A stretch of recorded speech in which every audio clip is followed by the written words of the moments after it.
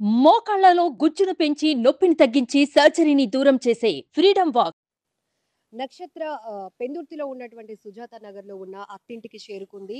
నిన్నటి నుంచి కూడా తన భర్తను మీడియా పోలీసుల ముఖంగానే రెడ్ హ్యాండెడ్గా పట్టుకున్నటువంటి ఆమె తను ఒక బాధితురాల్ని. ఎందుకంటే తన భర్త చేస్తున్న వ్యవహారాలన్నీ కూడా మీడియా ముందు వెల్లబుచ్చుకుంది. పోలీస్ స్టేషన్లో కూడా కంప్లైంట్ ఇవ్వడం జరిగింది. అయితే నిన్న అక్కడి నుంచే ఏదైతే నిన్న లొకేషన్ నుంచే అత్తయ్యకి కూడా కాల్ చేసి, అత్త మీ సపోర్ట్ నాకు కావాలి, నేను ఎలాంటి దాన్నో మీకు తెలుసు, ఈరోజు మీ అబ్బాయి తేజ చాలా చెప్పడానికి కూడా అసహ్యంగా ఉన్నటువంటి పరిస్థితుల్లో ఉన్నాడు, నన్నేం చేయమంటారు అని ఆమె తన అత్తతో ఫోన్ కాల్లో మాట్లాడినప్పుడు, ఖచ్చితంగా నువ్వు చాలా మంచిదానివమ్మా, వాడు అలా చేస్తాడు అని అనుకోలేదు, లగ్జరీ లైఫ్కి అలవాటు పడి చెడు మార్గంలో వెళ్తున్నాడు, నేను మీకు సపోర్ట్గా ఉంటాను అని కూడా ఆమె చెప్పడం జరిగింది. ఈరోజు ఉదయం 7 గంటలకే తను తన అత్త మామను కలిసేందుకు వచ్చింది నక్షత్ర.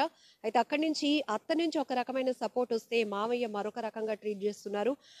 తేజ వాళ్ళ నాన్నగారితో కూడా మాట్లాడించాం సుమన్ టీవీ ద్వారా.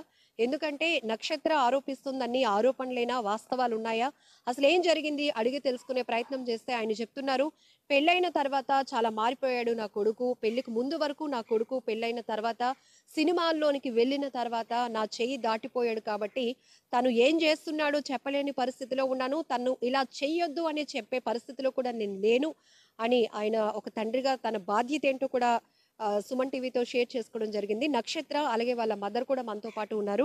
సో అత్తింటికి వచ్చింది చాలా ఆశతో. ఎందుకంటే ఒక భర్తని ఎదుర్కోవటానికి తన తల్లిదండ్రుల సపోర్టే కాదు, తన అత్త మామ సపోర్ట్ కూడా కావాలని కోరుకుంది నక్షత్ర.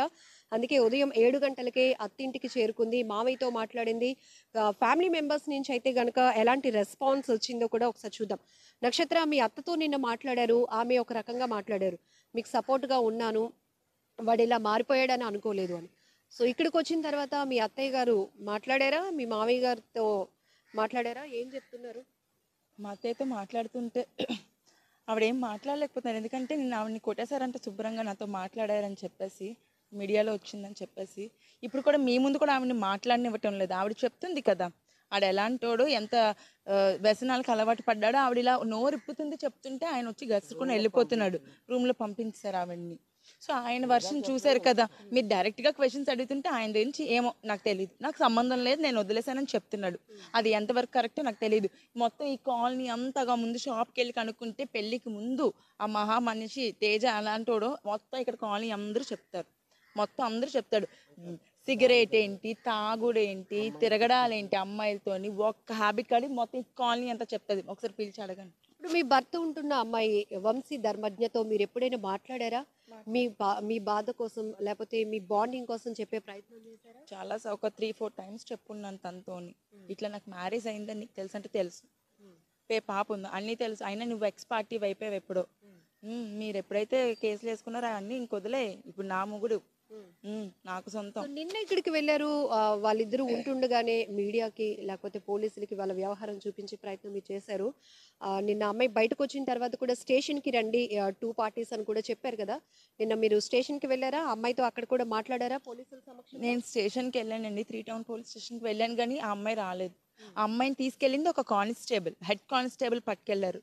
మరి పట్టుకెళ్ళిన తర్వాత అమ్మాయి స్టేషన్కి కదా రావాల్సింది. ఇప్పుడు అమ్మాయి కాదు అబ్బాయి రావాలి కదా. ఇద్దరిని స్టేషన్కి పట్టుకెళ్ళినప్పుడు ఇద్దరు స్టేషన్కి రాకుండా మధ్యలో ఎస్కేప్ అయిపోయారు. అంటే నేను మీకు చెప్పాను కదా, అంతే, వాళ్ళకి పొలిటికల్ బ్యాక్గ్రౌండ్ ఉందంట. సో వాళ్ళు ఏమైనా చేయగలరు, ఎంతటి ఇన్ఫ్లుయెన్స్ చేసైనా వాళ్ళు తప్పించుకోగలరు. సో ఇక్కడ నేనే పోరాడాలి, అంతే, నేనే ఇటు అటు తిరిగి వీళ్ళని వాళ్ళని బతంలాడుకోవాలి. మీడియా సపోర్ట్ లేకపోతే నాకు ఎటువంటి సపోర్ట్ కూడా లేదు. నిన్న 3 టౌన్లో ఏమైనా కేసు ఫైల్ చేశారా? కంప్లైంట్ రాసిమ్మన్నారు, తర్వాత వాళ్ళని పిలిపించి మాట్లాడుతారు. మరి మీరు క్వశ్చన్ చేయలేదా? నిన్న అక్కడికి వచ్చారు, ఒక సార్లు అడిగాను మేడం, నేను అక్కడ కానిస్టేబుల్స్ని ఎస్ఐని అందరినీ అడుగుతున్నాను, వచ్చినమ్మ ఏదండి, తను అంతకన్నా మాకన్నా ముందు స్టార్ట్ అయింది కదా, తను రాలేదు ఎందుకంటే నాకు తెలియదమ్మా, కేసు అయితే వచ్చింది కానీ అమ్మాయి ఎక్కడుందో మాకు తెలియదు అంటున్నారు.